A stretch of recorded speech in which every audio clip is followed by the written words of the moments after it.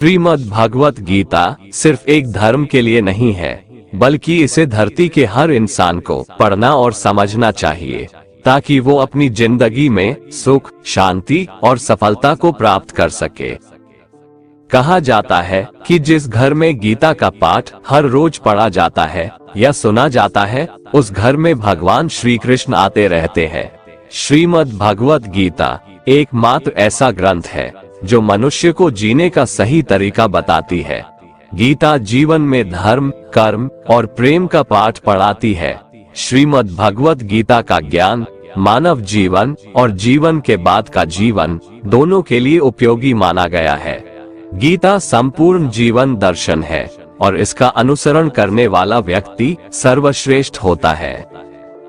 भगवत गीता में कुल 18 अध्याय है और 700 श्लोक है, जिसे सभी के लिए पढ़ पाना थोड़ा मुश्किल है। इसीलिए आज के इस बेहद ही खास वीडियो में हम संपूर्ण गीता सार के बारे में बात करने वाले हैं, जिन्हें जानकर आप श्रीमद् भगवत गीता का सही मतलब समझ पाएंगे। इसलिए इन विचारों को आप हर रोज रात में सोने से पहले सुने। तो चलिए अब देर नहीं करते हुए वीडियो शुरू करते हैं। भगवान श्री कृष्ण कहते हैं कि हे अर्जुन, तुम्हें किसका मोह है? इस रणस्थली में युद्ध प्रारंभ होने से ठीक पहले तुम्हारा इस तरह से शस्त्र त्याग देना बिल्कुल भी उचित नहीं है, क्योंकि न तो ये श्रेष्ठ पुरुषों द्वारा आचरित है, न स्वर्ग को देने वाला है और न कीर्ति बढ़ाने वाला है। इसीलिए हे अर्जुन, नपुंसकता को मत प्राप्त हो, हृदय की तुच्छ दुर्बलता को त्यागो, उठो और युद्ध करो। तुम उसका शोक करते हो जो शोक करने के योग्य भी नहीं है और पंडितों जैसी बातें करते हो। ज्ञानी व्यक्ति ना तो मरने वाले का शोक करते हैं और ना ही उनका शोक करते हैं जो अभी जिंदा है, क्योंकि वो जानते हैं जो मर गया वो फिर से जन्म लेगा और जो जिंदा है वो एक दिन जरूर मरेगा। हे अर्जुन, न तो ऐसा है कि मैं किसी काल में नहीं था या तू नहीं था अथवा ये राजा लोग नहीं थे, और ना ऐसा है कि इससे आगे हम सब नहीं रहेंगे। वर्तमान शरीर की उत्पत्ति से पहले भी हम सब थे और पीछे भी रहेंगे। शरीर के नाश होने से आत्मा का नाश नहीं होता, अतः नाश की आशंका से इन सब के लिए शोक करना उचित नहीं है। आत्मा अजर अमर है, आत्मा न तो मरता है और न ही जन्म लेता है, क्योंकि आत्मा अजन्मा, नित्य, सनातन और पुरातन है। शरीर के मारे जाने पर भी यह नहीं मरता। जैसे मनुष्य पुराने वस्त्रों को त्याग कर नए वस्त्र धारण करता है, ठीक उसी प्रकार जीवात्मा पुराने व्यर्थ शरीर को त्याग कर नए शरीर को धारण करती है। आत्मा को शस्त्र काट नहीं सकते और न अग्नि इसे जला सकती है, जल इसे गीला नहीं कर सकता और ना ही वायु इसे सुखा सकती है। परंतु फिर भी अगर तुम इस आत्मा को सदा जन्म लेने वाला और सदा मरने वाला समझता है, तो भी हे महाबाहो, तू इस प्रकार का शोक करने के योग्य नहीं है, क्योंकि इस मान्यता के अनुसार जन्मे हुए की मृत्यु निश्चित है और मरे हुए का जन्म लेना भी निश्चित है। हे अर्जुन, अपने धर्म से भागकर तुम भय मत कर, क्योंकि क्षत्रिय के लिए धर्मयुक्त युद्ध से बढ़कर दूसरा कोई कल्याणकारी कर्तव्य नहीं है। हे पार्थ, अपने आप प्राप्त हुए और खुले हुए स्वर्ग के द्वार रूपी इस प्रकार के युद्ध को भाग्यवान क्षत्रिय लोग ही पाते हैं। किंतु अगर तुम इस धर्मयुक्त युद्ध को नहीं करेगा, तो स्वधर्म और कीर्ति को खोकर पाप को प्राप्त होगा तथा युगों युगों तक तुम्हारे अपकीर्ति की चर्चा होगी। सम्मानित पुरुष के लिए अपकीर्ति मौत से भी बढ़कर है। या तो तुम युद्ध में मारा जाएगा और स्वर्ग को प्राप्त होगा, या तो संग्राम में जीतकर पृथ्वी का राज्य भोगेगा। इस कारण हे अर्जुन, उठ और युद्ध कर। जय पराजय, लाभ हानि और सुख दुख को समान समझकर युद्ध के लिए तैयार हो जा। इस प्रकार युद्ध करने से तू पाप को नहीं प्राप्त होगा और यही तुम्हारा सबसे बड़ा धर्म और कर्म है। ये संसार मेरी ही माया है, ये संसार मुझसे ही उत्पन्न हुआ है। मैं ही इसका पालन पोषण करता हूँ और मैं ही इस सृष्टि का विनाश करता हूँ। मैं जल में रस हूँ, चंद्रमा और सूर्य में प्रकाश हूँ, संपूर्ण वेदों में ओंकार हूँ, आकाश में शब्द और पुरुषों में पुरुषत्व हूँ। मैं ही सूर्य रूप से तपता हूँ, वर्षा का आकर्षण करता हूँ और उसे बरसाता हूँ। हे अर्जुन, मैं ही अमृत और मृत्यु हूँ, सत असत भी मैं ही हूँ। मैं धरती की मधुर सुगंध हूँ, मैं अग्नि की ऊष्मा हूँ, सभी जीवित प्राणियों का जीवन और सन्यासियों का आत्म स्वयं भी मैं ही हूँ। मैं भूत, वर्तमान और भविष्य के सभी प्राणियों को जानता हूँ, लेकिन वास्तविकता में मुझे कोई नहीं जानता। हमेशा शक करने वाला व्यक्ति कभी शांति प्राप्त नहीं कर पाता है। वह ना तो इस लोक में धन, ऐश्वर्य या यश की प्राप्ति कर सकता है और ना ही परलोक में स्वर्ग की प्राप्ति कर सकता है, क्योंकि जब तक मनुष्य किसी भी विषय में संशय युक्त रहता है तब तक वह उस विषय में सफलता नहीं पा सकता। इसलिए संदेह करने से बचें। हे अर्जुन, तुम्हारा क्या गया जो तुम रोते हो? तुम क्या लाए थे जो तुमने खो दिया? तुमने क्या पैदा किया था जो नष्ट हो गया? तुमने जो लिया यहीं से लिया, जो दिया यहीं पर दिया। जो आज तुम्हारा है कल किसी और का होगा, क्योंकि परिवर्तन ही संसार का नियम है और समय के साथ संसार में हर चीज परिवर्तन के नियम का पालन करती है। भगवान श्री कृष्ण कहते हैं, कर्मयोग ही वह योग है जिसके माध्यम से हम अपनी जीवात्मा से जुड़ पाते हैं। कर्मयोग हमारे आत्मज्ञान को जागृत करता है। इसके बाद हम न केवल अपने वर्तमान जीवन के उद्देश्यों को बल्कि जीवन के बाद की अपनी गति का पूर्वाभास प्राप्त कर सकते हैं। इस योग में कर्म के द्वारा ईश्वर की प्राप्ति की जाती है। श्रीमद् भगवद गीता में कर्मयोग को सर्वश्रेष्ठ माना गया है। गृहस्थ और कर्मठ व्यक्ति के लिए ये योग अधिक उपयुक्त है। कर्म योग सिखाता है कि कर्म के लिए कर्म करो, आसक्ति रहित होकर कर्म करो। कर्मयोगी इसीलिए कर्म करता है कि कर्म करना उसे अच्छा लगता है और इसके परे उसका कोई हेतु नहीं है। कर्मयोगी कर्म का त्याग नहीं करता, वह केवल कर्मफल का त्याग करता है और कर्मजनित दुखों से मुक्त हो जाता है। उसकी स्थिति इस संसार में एक दाता के समान है और वह कुछ पाने की कभी चिंता नहीं करता।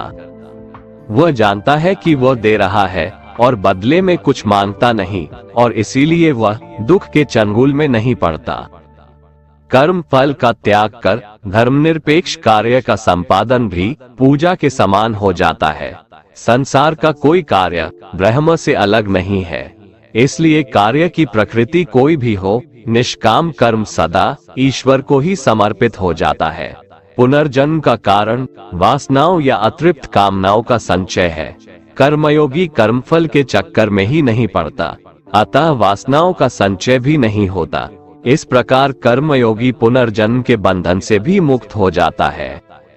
भगवान श्री कृष्ण कहते हैं, मनुष्य का मन वायु की तरह चंचल है। यह मन ही है जो मनुष्य को काम वासनाओं की तरफ भटकाता रहता है। अगर जीवन को सफल बनाना है तो मन पर काबू करना बहुत जरूरी है। मन को वश में करने से दिमाग की शक्ति केंद्रित होती है, जिससे कार्यों में सफलता मिलने लगती है। गीता के अनुसार जिस व्यक्ति ने अपने मन पर काबू पा लिया, वह मन में पैदा होने वाली बेकार की चिंताओं और इच्छाओं से भी दूर रहता है। साथ ही व्यक्ति अपने लक्ष्य को भी आसानी से प्राप्त कर लेता है। अगर मन को वश में नहीं करोगे तो वह तुम्हारा सबसे बड़ा शत्रु बन जाएगा। भगवान कहते हैं, जो मनुष्य सुख और दुख में शांत रहता है, जिसके राग, भय और क्रोध नष्ट हो गए हैं, जो मनुष्य शुभ और अशुभ वस्तु को पाकर न प्रसन्न होता है और न द्वेष करता है, जिन्होंने अपनी इंद्रियों को वश में कर लिया है, वो स्थिर बुद्धि मनुष्य मुनि के समान है। ऐसा मनुष्य स्थिर चित्त और इंद्रियों को वश में करके ज्ञान द्वारा परमात्मा को प्राप्त करके हमेशा संतुष्ट रहता है। क्रोध मनुष्य को नरक की ओर ले जाने वाला द्वार है। क्रोध करने से व्यक्ति का मन अशांत हो जाता है और उसकी स्मरण शक्ति भ्रमित हो जाती है। स्मृति में विभ्रम होने से उसकी बुद्धि नष्ट हो जाती है और फिर व्यक्ति का पतन हो जाता है। भगवान श्री कृष्ण कहते हैं, मनुष्य को क्रोध करने से बचना चाहिए। कितना भी गुस्सा आए, स्वयं को शांत रखने का प्रयास करे। श्री भगवान कहते हैं, जिस प्रकार समुद्र की स्थिति अचल है, भारी से भारी आंधी तूफान आने पर या अनेक नदियों के जल प्रवाह उसमें प्रविष्ट होने पर भी वो अपनी स्थिति से विचलित नहीं होता, मर्यादा का त्याग नहीं करता, उसी प्रकार परमात्मा के स्वरूप में स्थित योगी की स्थिति भी सर्वथा अचल होती है। बड़े से बड़े सांसारिक सुख दुखों का संयोग वियोग होने पर भी उसकी स्थिति में जरा भी अंतर नहीं पड़ता। वह योगी परमात्मा में नित्य, निरंतर, अटल और एकरस स्थित रहता है। जो मनुष्य संपूर्ण कामनाओं को त्याग कर ममता रहित, अहंकार रहित और स्पृहा रहित होकर विचरण करता है, वही मनुष्य शांति को प्राप्त कर पाता है। जिस प्रकार प्रकाश की ज्योति अंधेरे में चमकती है, ठीक उसी प्रकार सत्य भी चमकता है। इसलिए व्यक्ति को सदैव सत्य के मार्ग पर चलना चाहिए। सत्य कभी दावा नहीं करता है कि मैं सत्य हूँ, लेकिन झूठ हमेशा दावा करता है कि सिर्फ मैं ही सत्य हूँ। इस संपूर्ण संसार में कोई भी व्यक्ति महान नहीं जन्मा होता है, बल्कि उसके कर्म उसे महान बनाते हैं। सही कर्म वह नहीं है जिसके परिणाम हमेशा सही हो, अपितु सही कर्म वह है जिसका उद्देश्य कभी गलत ना हो। श्रेष्ठ पुरुष जैसा आचरण करता है, अन्य पुरुष भी वैसा ही आचरण करते हैं। वो जो कुछ प्रमाण देता है, समस्त मनुष्य समुदाय उसी के पद चिन्हों पर अपने रास्ते चुनता है।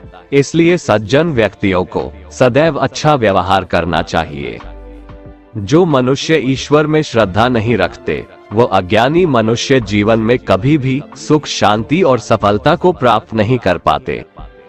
ऐसे मनुष्य की बुद्धि विपरीत हो जाती है।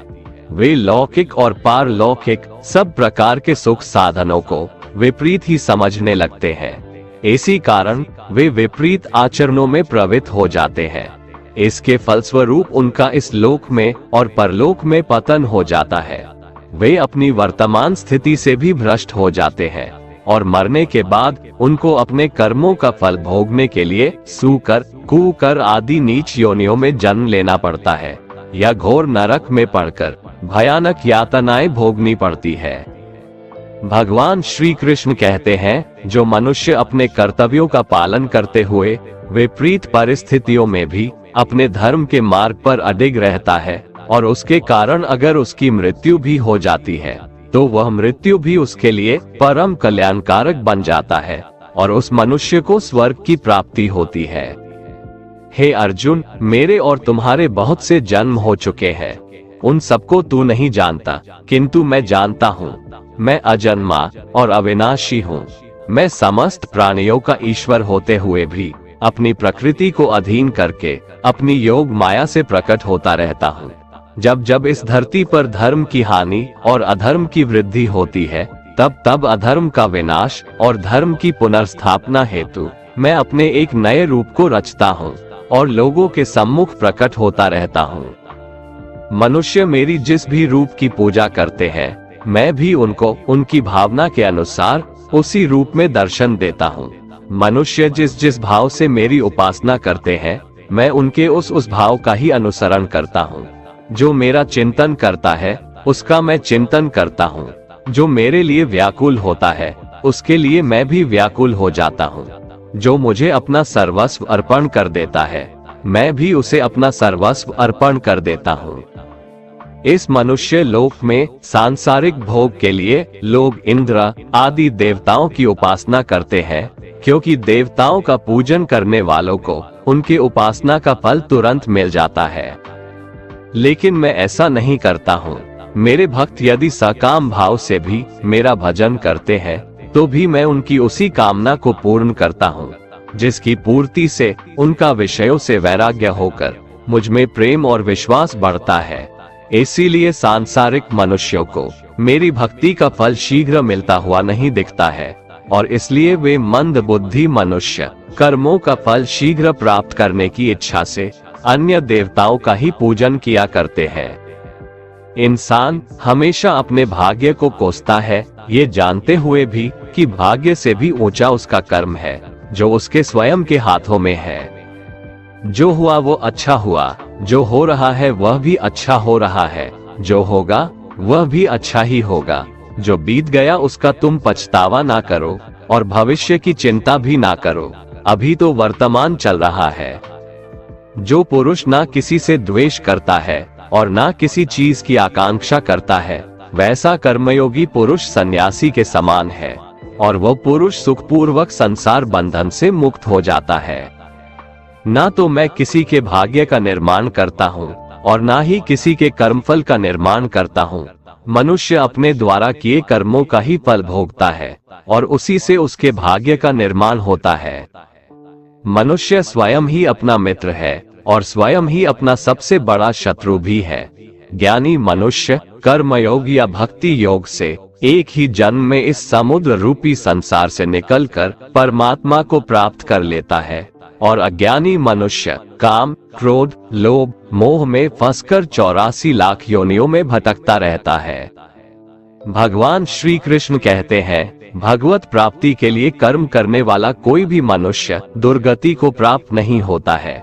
इस लोक में या परलोक में वह जहाँ भी रहता है, वो परमात्मा के मार्ग में आगे ही बढ़ता रहता है।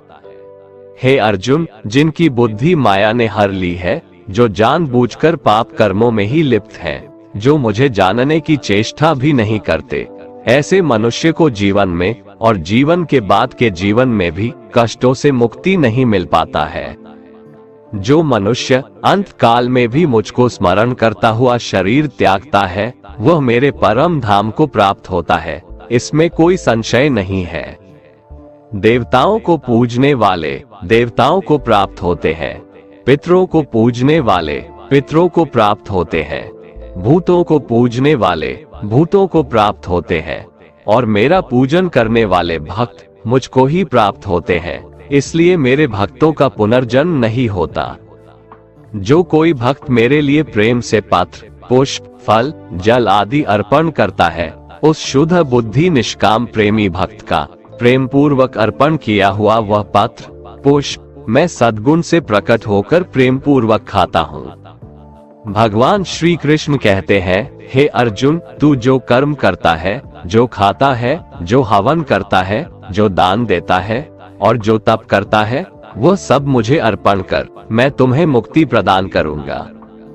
मेरे लिए ना तो कोई प्रिय है और ना ही अप्रिय, परंतु जो भक्त मुझको प्रेम से भजते हैं, वो मुझ में है और मैं उनमें हूँ। यदि कोई दुराचारी भी अनन्य भाव से मेरा भक्त बनकर मुझको भजता है, तो वह पुरुष भी साधु के समान है, क्योंकि उसने भली भांति निश्चय कर लिया है कि परमेश्वर के भजन के समान अन्य कुछ भी नहीं है। स्त्री, वैश्य, शूद्र, भूत, पिशाच, चांडाल कोई भी हो, वो मेरी शरण में आकर परम गति को प्राप्त होते हैं। हमारे तामसिक गुण हमारे अंदर हीन भावना पैदा करके हमें खुद को उदास और नुकसान पहुंचाते हैं, और हमारे राजसिक गुण हमें ईर्ष्यालु और लोभी बना देते हैं। भगवान श्री कृष्ण कहते हैं, हर मनुष्य को तामसिक और राजसिक गुणों को खत्म करके अपने सात्विक गुणों से परिचित होना पड़ेगा। सात्विक गुण वो है जो आत्मा को अपने आसपास की हर चीज से जोड़े रखता है और उन्हें प्यार करना सिखाता है। किसी का अच्छा ना कर सको तो बुरा भी मत करना, क्योंकि दुनिया कमजोर है, लेकिन दुनिया बनाने वाला नहीं। जिंदगी में हम कितने सही हैं और कितने गलत हैं, ये केवल दो लोग जानते हैं, एक परमात्मा और दूसरी हमारी अंतरात्मा। अपने आप को भगवान के प्रति समर्पित कर दो, यही सबसे बड़ा सहारा है। जो कोई भी इस सहारे को पहचान गया है, वह डर, चिंता और दुखों से आजाद रहता है। मनुष्य को सबसे पहले खुद का आकलन करना चाहिए, अर्थात खुद के बारे में जान लेना चाहिए। खुद की काबिलियत और क्षमता को जानना ही मनुष्य को आत्मज्ञान की प्राप्ति करा सकता है। जब तक मनुष्य खुद के बारे में जान नहीं लेगा, तब तक उस मनुष्य का उद्धार नहीं हो सकता। श्रीमद् भगवद गीता में भगवान श्री कृष्ण कहते हैं कि हर एक मनुष्य को अपने आप पर पूरा भरोसा करना चाहिए। क्योंकि जो लोग खुद पर विश्वास करते हैं वह अवश्य ही सफलता प्राप्त करते हैं। ऐसा भी बताया जाता है कि जो व्यक्ति जैसा विश्वास करता है आखिरकार वैसा ही बन जाता है।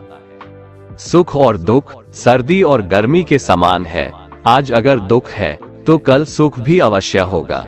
इसलिए इन दोनों ही परिस्थितियों में मनुष्य को संयम से काम लेना चाहिए। जो मनुष्य अपने सभी काम में मन लगाकर अपना कार्य करते हैं और वो छोटे से छोटे कार्यों में भी खुशी ढूंढ ही लेते हैं, वो लोग निश्चित ही अंत में सफलता प्राप्त करते हैं।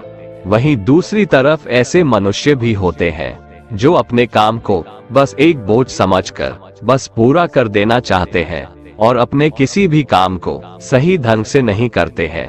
तो ऐसे मनुष्य हमेशा ही अपने जीवन में पीछे रह जाते हैं। जो लोग स्वार्थी प्रवृत्ति के हैं, जो सिर्फ अपना मतलब साधने में लगे रहते हैं, जिन्हें दूसरों की भलाई से कोई मतलब नहीं है, ऐसे लोगों का कभी भला नहीं होता। श्री कृष्ण ने गीता सार में उन लोगों के लिए इस उपदेश के माध्यम से बहुत बड़ी सीख दी है। भगवान कहते हैं, स्वार्थ शीशे में फैली धूल की तरह है, जिसकी वजह से व्यक्ति अपना प्रतिबिंब ही नहीं देख पाता। इंसान का स्वार्थ उसे अन्य लोगों से दूर ले जाकर नकारात्मक हालातों की तरफ धकेलता है, जिसके चलते व्यक्ति अकेला रह जाता है। अगर आप चाहते हैं कि आप भी अपना जीवन खुशीपूर्वक व्यतीत करें, तो इसके लिए यह जरूरी है कि आप अपने स्वार्थ को कभी अपने पास नहीं आने दें, क्योंकि स्वार्थी मनुष्य दोस्ती भी सिर्फ अपना स्वार्थ निकालने के लिए करते हैं। ईश्वर हमेशा मनुष्यों का साथ देता है। जो व्यक्ति इस प्रभावशाली सत्य को मान लेता है तो उसका जीवन पूरी तरह बदल जाता है। सृष्टि निर्माता ईश्वर ही है जो संपूर्ण जगत को चला रहा है। वहीं इंसान तो बस ईश्वर की हाथ की एक कठपुतली है। इसलिए इंसान को कभी अपने भविष्य या फिर अतीत की चिंता नहीं करनी चाहिए, क्योंकि हर विकट परिस्थिति में ईश्वर इंसान का साथ देता है और उसे मुश्किल से बाहर निकालता है। इसलिए हम सभी को ईश्वर पर भरोसा रखना चाहिए। श्रीमद् भगवत गीता में श्री कृष्ण ने यह उपदेश दिया है कि अपने काम को पहले प्राथमिकता दें और पहले अपने काम को पूरा करने की कोशिश करें, तभी दूसरे का काम करें। क्योंकि जो लोग पहले अपने काम को नहीं करते और दूसरे का काम करते रहते हैं, वे लोग अक्सर परेशान रहते हैं। मनुष्य अपने हृदय से जो दान कर सकता है वो अपने हाथों से नहीं कर सकता, और मौन रहकर जो कुछ वो कह सकता है वो शब्दों से नहीं कह सकता। जो चीजें हमारे दायरे से बाहर हो उसमें समय गंवाना मूर्खता ही होगी। किसी भी व्यक्ति को ना तो समय से पहले और ना ही भाग्य से अधिक कुछ मिलता है, लेकिन उसे पाने के लिए सदैव प्रयत्नशील रहना चाहिए। जो मनुष्य मेरे पर मन लगाते हैं, मेरी भक्ति करते हैं, मैं उनको वो सब कुछ प्रदान करता हूँ जो उनके पास नहीं है, और जो उनके पास है मैं उनकी रक्षा भी करता हूँ। इसलिए ये बहुत जरूरी है कि हम अपने बुरे वक्त में परमात्मा पर भरोसा रखें। भगवान श्री कृष्ण कहते हैं, कितना भी बुरा वक्त आ जाए कभी विचलित नहीं होना चाहिए, बल्कि डटकर उसका सामना करना चाहिए। क्योंकि इस संसार का नियम है, जो आया है उसे दुख का सामना करना पड़ेगा। रोने से और चिंता करने से कोई फायदा नहीं होने वाला है, बल्कि इससे दुख और बढ़ेगा। जीवन में आगे बढ़ने के लिए और अपनी अलग पहचान बनाने के लिए यदि आपको क्रांतिकारी भी बनना पड़े तो इससे पीछे न हटें। कहने का सीधा मतलब ये है कि जरूरत के हिसाब से खुद में बदलाव करें और समाज के बारे में न सोचते हुए अपने काम पूरे करें। जीवन में दोस्तों की भूमिका बहुत अहम होती है। सच्चे दोस्तों की पहचान हमेशा मुश्किल वक्त में ही होती है। जिस तरह भगवान कृष्ण ने पांडवों के मुश्किल वक्त में उनका साथ दिया था, वैसे ही आपको भी अपने दोस्तों का साथ देना चाहिए। इसके साथ ही आपको ऐसे ही दोस्त बनाने चाहिए जो आपके मुश्किल वक्त में आपके साथ खड़े रहें। जीवन में हार जीत लगी रहती है, लेकिन सफलता सिर्फ उसी व्यक्ति को मिलती है जो अपनी गलतियों और हार से सीख लेकर आगे बढ़े। हार कर निराश होना किसी भी समस्या का हल नहीं है। किसी भी परिस्थितियों से लड़ने के लिए उसके लिए एक बेहतर रणनीति बनाना बहुत जरूरी है। बिना रणनीति के आप हर मोर्चे पर कामयाब नहीं हो पाएंगे। यदि पांडव भी श्री कृष्ण द्वारा बनाई गई रणनीति का पालन नहीं करते तो शायद कौरवों के खिलाफ हुए युद्ध में उन्हें जीत नहीं मिलती। गीता के 10वें अध्याय में भगवान श्री कृष्ण कहते हैं कि हे अर्जुन, मैं सभी प्राणियों के हृदय में स्थित सबका आत्मा हूँ। संपूर्ण प्राणियों का आदि, मध्य और अंत भी मैं ही हूँ। मैं सूर्य हूँ, मैं वेदों में सामवेद हूँ, देवों में इंद्र हूँ, इंद्रियों में मन हूँ, मैं ब्रह्मा हूँ, मैं विष्णु हूँ, मैं महेश हूँ, जलाशयों में मैं समुद्र हूँ, पर्वतों में मैं हिमालय हूँ। इस संपूर्ण संसार में तुम जो कुछ भी देख पाते हो सब मैं ही हूँ। कोई आदमी चाहे लाख चीजें जान ले, चाहे वो पूरे जगत को जान ले, लेकिन अगर वह स्वयं को नहीं जानता तो वह अज्ञानी है। अगर कोई आपको ठुकरा दे तो बुरा मत मानना, क्योंकि वे वास्तव में आपकी कीमत नहीं जानते। जो रिश्ता हमें रुला दे उससे गहरा कोई रिश्ता नहीं, और जो रिश्ता हमें रोता हुआ छोड़ दे उससे कमजोर कोई रिश्ता नहीं। हमेशा शांत रहें, इससे आपके जीवन में खुद को बहुत मजबूत पाएंगे, क्योंकि लोहा ठंडा होने पर ही मजबूत होता है, पर गर्म होने पर तो उसे किसी भी आकार में ढाला जा सकता है। किसी विपत्ति के समय आपको ये 7 गुण बचाएंगे: आपका ज्ञान, आपकी विनम्रता, आपकी बुद्धि, आपके भीतर का साहस, आपके अच्छे कर्म, सच बोलने की आदत और ईश्वर में विश्वास। आत्मा हमेशा जानती है कि सही क्या है और गलत क्या है, लेकिन मनुष्य के सामने चुनौती तो मन को समझने की होती है। मुश्किल समय में व्यक्ति अकेला हो जाता है, लेकिन मुश्किलों की वजह से वही व्यक्ति मजबूत हो जाता है। जो आपको सम्मान दे उसी को सम्मान दीजिए। हैसियत देखकर सर झुकाना कायरता का लक्षण है। हे अर्जुन, जो न कभी हर्षित होता है, ना किसी से द्वेष करता है, ना शोक करता है, ना कामना करता है, जो शुभ और अशुभ संपूर्ण कर्मों का त्यागी है, वह ज्ञानी मनुष्य मुझको अति प्रिय है। मुझे पाने के 3 तरीके हैं: ध्यान योग, ज्ञान योग और कर्म योग, और इन सब में कर्मयोग सबसे प्रधान है। किसी पर विश्वास करना हो तो उनकी बातों पर नहीं, उनकी हरकतों पर ध्यान दो। गुस्से के वक्त थोड़ा रुक जाने से और गलती के वक्त थोड़ा झुक जाने से जिंदगी और भी आसान हो जाती है। भगवान श्री कृष्ण कहते हैं, जो मनुष्य मुझे जान लेता है वह जन्म मरण के बंधनों से मुक्त हो जाता है। जो मनुष्य भगवद गीता को पढ़कर उस पर अमल करता है उसके सारे दुष्कर्मों का प्रभाव समाप्त हो जाता है।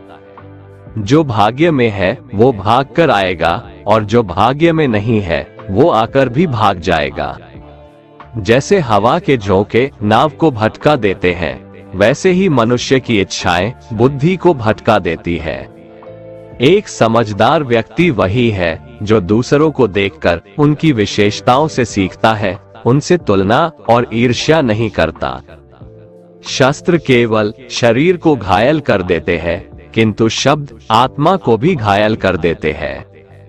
जो मनुष्य अपने को परमात्मा से अलग नहीं समझता है और ना ही इस शरीर से अपना कोई संबंध मानता है, वह सदा के लिए जन्म मरण से मुक्ति पा लेता है। जो व्यक्ति आध्यात्मिक जागरूकता के शिखर तक पहुंच चुके हैं, उनका मार्ग है निस्वार्थ कर्म, और जो भगवान के साथ संयोजित हो चुके हैं, उनका मार्ग है स्थिरता और शांति। मानव कल्याण ही भगवत गीता का प्रमुख उद्देश्य है, इसलिए मनुष्य को अपने कर्तव्यों का पालन करते समय मानव कल्याण को प्राथमिकता देना चाहिए। श्री कृष्ण कहते हैं, जो तुम्हारा साथ देता है तुम उसका साथ दो, जो तुम्हें धोखा देता है तुम उसे त्याग दो। जिस जगह आपका सम्मान नहीं हो वहां पर कभी जाना नहीं चाहिए, वरना लोग आपको कमजोर और बेवकूफ समझेंगे। जहां बारिश ना हो वहां फसल खराब हो जाती है, और जहां संस्कार ना हो वहां नस्ल भी खराब हो जाती है। जो लोग ये कहते हैं मेरे पास वक्त नहीं है, असल में उनके खास रिश्तों की गिनती में आपका नाम ही नहीं है। हे अर्जुन, वह जो वास्तविकता में मेरे उत्कृष्ट जन्म और गतिविधियों को समझता है, वह शरीर त्यागने के बाद पुनः जन्म नहीं लेता और मेरे परम धाम को प्राप्त होता है। दोस्तों, अगर आपको हमारा ये वीडियो पसंद आया तो कमेंट में जय श्री राधे कृष्ण लिखें और ऐसे ही प्रेरणादायक वीडियो देखने के लिए हमारे चैनल को सब्सक्राइब कर लें। जय श्री राधे कृष्ण।